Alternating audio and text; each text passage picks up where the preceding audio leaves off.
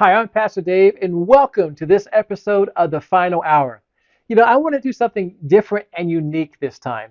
About 20 years ago, I went to Israel for the first time. I studied, the maps and the land. I read it in the Bible for years, and I thought I knew Israel until I walked upon the land. And my eyes was open in a way I was surprised and wasn't really prepared for. Now, that was 20 years ago. So, because I had that experience, I started in 2005 leading groups. I went back to my church and told people about that. And almost every year for the first 7 or 8 years after that, every year I was leading a group to Israel.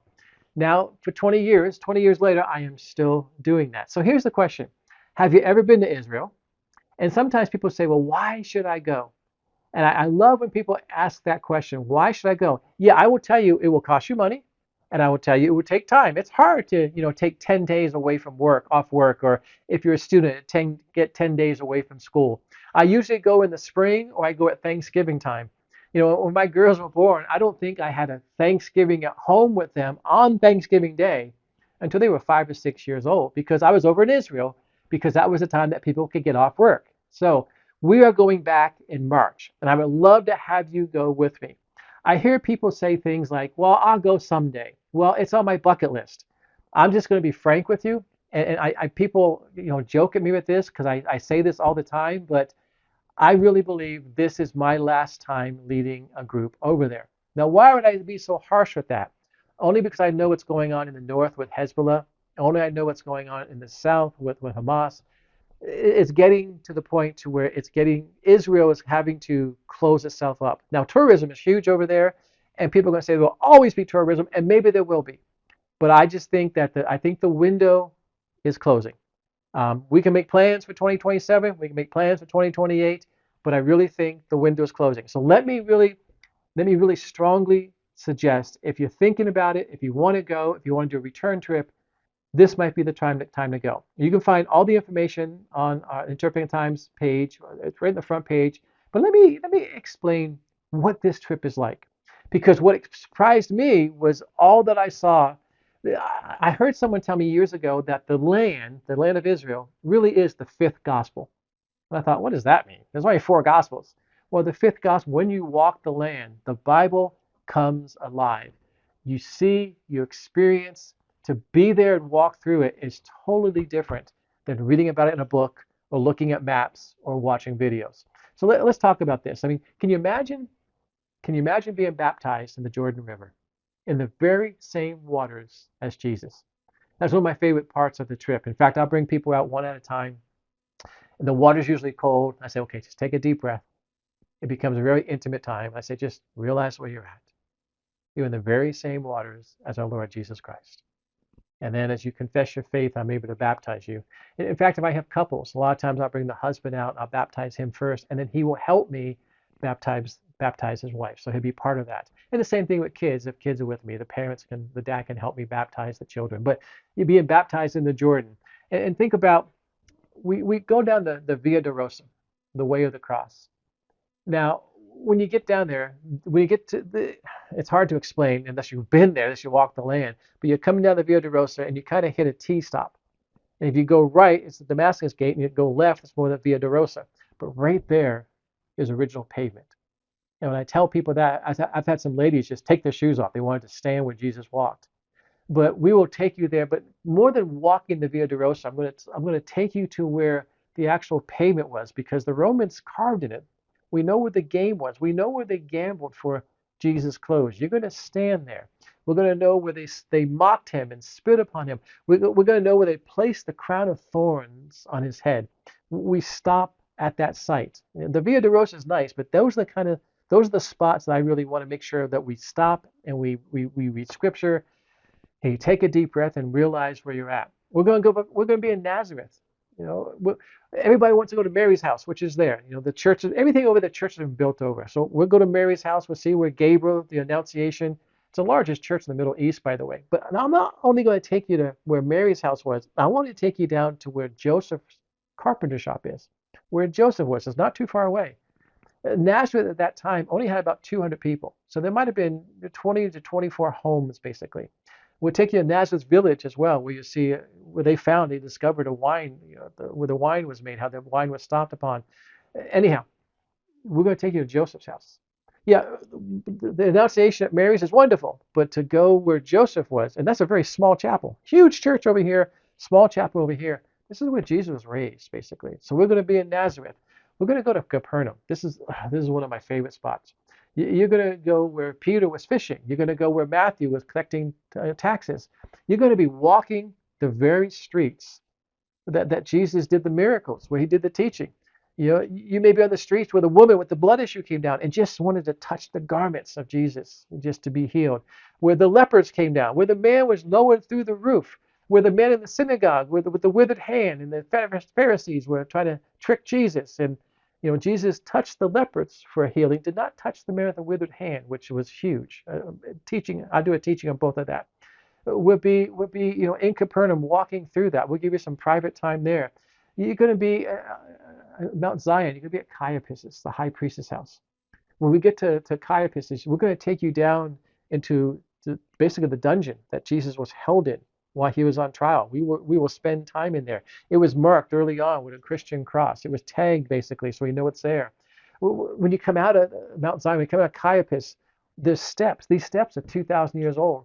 These would have been the steps coming from the Last Supper, the upper room, coming down these steps that Jesus would have come down with his disciples as they were singing songs, and it would have been the same steps that he would have been brought back up as a prisoner of Rome, as he being brought to Caiaphas to be held for trial. You'll be there for that. It'll be the very same steps.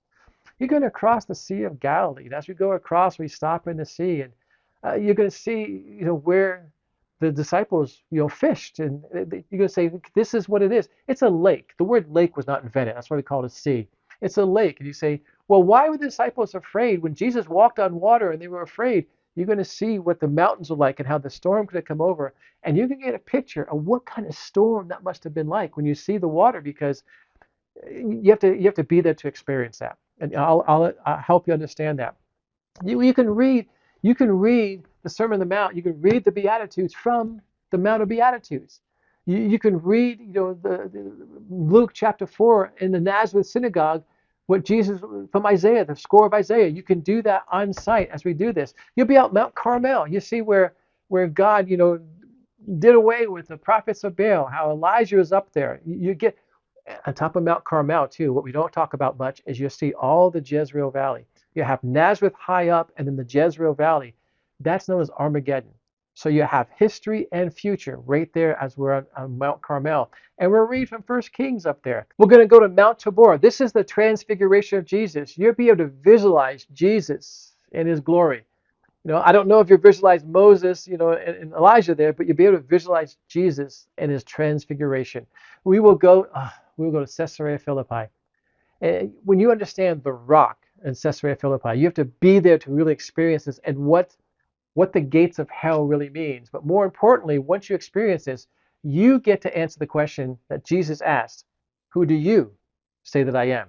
You'll be there in Caesarea Philippi, the same place the disciples were when Jesus asked that question. For fun, you're going to do things like floating in the Dead Sea. You can read your newspaper and float in the Dead Sea. You'll be able to do that as well. If you're married, if you want to renew your wedding vows, we will go to Canaan, the site of the first wedding. And I actually do a wedding vow renewal service. I add a lot of bells and whistles on this trip because I want you to learn and to experience. And we do things on this trip that many people don't do on other trips. Now, I'm not knocking any other trip, but we would do a wedding vow renewal service. And they actually give you a certificate there. It's kind of cool to bring that home and frame that you renewed your vows in Canaan, in Israel, where Jesus performed the first miracle. That's there. We'll go to the Garden Tomb. At the Garden Tomb, you will actually see Skull Hill. You'll be able to smell the fragrance of the garden. You'll be able to experience that. You'll step into an empty tomb. You've got to experience it. You can't read about it. You can't look at pictures. These are things you've got to experience. We'll go down to Masada, and we'll understand Masada. And I teach a class. I teach an 8-week class before we go to prepare you for this. That's part of the deal with this. If you're out of state, we'll do it on Zoom, and I will get material to you so you're prepared for this trip. But Masada, there's a mini series done on that. If you take time to watch the mini series, you'll learn a lot because we'll walk around Masada and we'll take you to the breaching point where the Roman soldiers came over and all they found was silence. That will make sense once we get into the teaching. We'll go to the city of David. You can be able to walk through Hezekiah's tunnel, which still has water in it, and realize that because of this tunnel, because what God allowed to take place, the miracle that took place there, that the Assyrian army that was outside the walls of Jerusalem waiting to overtake it, that God supernaturally destroyed them. But the tunnel plays a big role in that. And we'll be in the city of David as well. I'll take you to the museum, the Israeli Museum, for two things. There's a scale model of Jerusalem, so you can kind of get a picture of what it was all like in the time of Jesus. And I'm going to take you to the scroll of Isaiah, a replica of the scroll of Isaiah found at the Dead Sea Scroll. Now, it's written in Hebrew, so we will have our English Bibles out. Our guide will have the Hebrew. I'm going to have you go to Isaiah, the book of Isaiah, and have you follow along as he reads from the scroll. And what this does, it proves that the scroll that Jesus had is the same Bible that we have today. It's not been changed. Word by word is the same one. Well, we're going to take you down to En Gedi. En Gedi is where David hid from Saul. And you look around, you see the caves, where David and his men hid.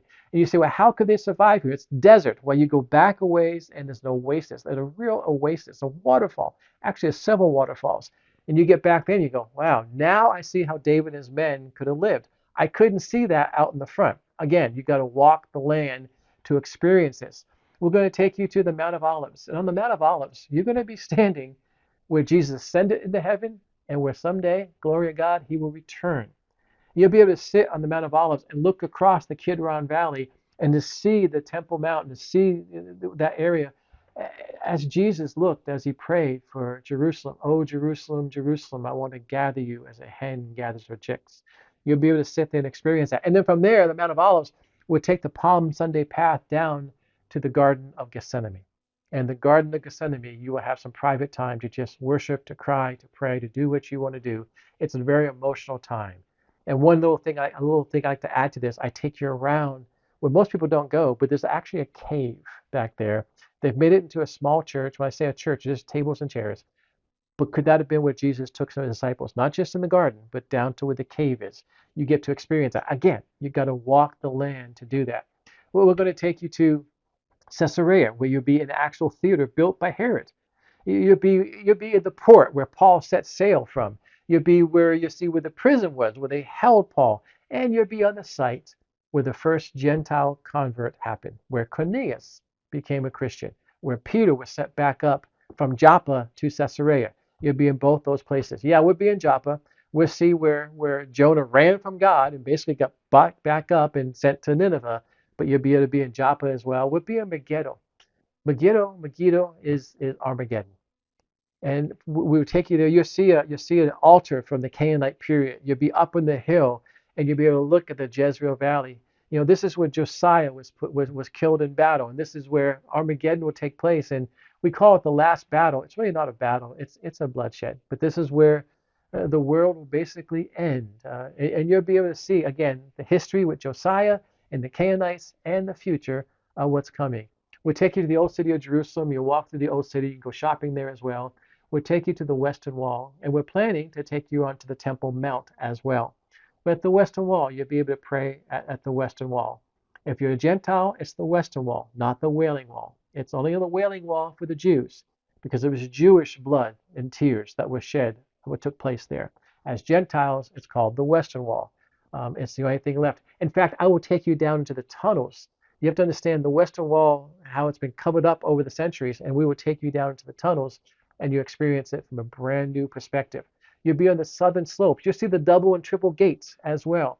You'll be able to stand, where Jesus would have stood going in, because that's original pavement. And you understand why there's a double and why there's a triple gate. Again, you've got to be there for that. And when it all ends up, we're going to take you to Bethlehem, to a shepherd's field, and we're going to have a worship service in the shepherd's field. And while you're sitting there, you're going to be able to look out and see what David saw when he wrote the 23rd Psalm. Anyhow, that's what our trip to Israel is. And you say, well, I would love to go someday. Then please let me encourage you. Go to Interpreted Times. The information's there. We're going in March 14th to 24th. There's still room available, not much, but there's still room available. I keep the group small. I keep it to one bus because I want to have intimate time. I want to have teaching time. I want you to be able to ask questions.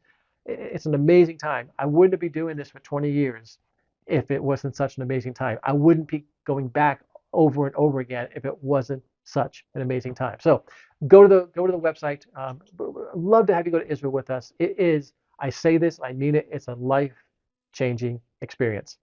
Hey, before I end today, we have had some people contact us and say, do you have anything that I can give to my family for Christmas? Can I get, my cousin, my aunt, my uncle, my grandpa, whoever, a Christmas present for you? And we do. If you know about the book I wrote, the book's called, Revelation Made Easy, the book of Revelation Made Easy. And some people think, well, that title is crazy. It's not easy. It is. I walk you through the Old Testament. I have literally hundreds of Old Testament verses, and I walk you through and explain the book of Revelation to you. People sometimes don't want to read a book. They want to see a video. So we put together a video series, but now for the first time, we have it on a USB drive. And this is what I'm recommending for a Christmas present. The USB drive, we have over 12 hours of teaching with this. I take you through each chapter, about 30 to 40 minutes per chapter. I walk you through the Old Testament. It's a deep time of teaching. It's something you want to go through very slowly and take your time with. But we have the USB now available for this. I've had some grandparents come and say, well, I want to get this. I want my grandson or my granddaughter to show me how to use this. And we'll go through the book Revelation together. And they really enjoy that. So this is available in the Interpreting of Time store. It's just $49 for 12 hours of teaching, plus $5 for shipping. And that shipping is domestic only, unfortunately. International shipping would be more. But I would encourage you, if you want to get a Christmas present, the USB for the book Revelation. So in the meantime, really pray about and think seriously about going to Israel. I don't know. I can't guarantee that there'll be another trip after this, just because I think the door is closing. And I think the Lord's returning very soon. So to me, if you want to go, this is the time to go. Yes, it will cost you time, and yes, it will cost you money, but what you get in return is life-changing. I'll see you again next week. God bless you. Thank you for watching Interpreting Time. Please like, comment, and subscribe.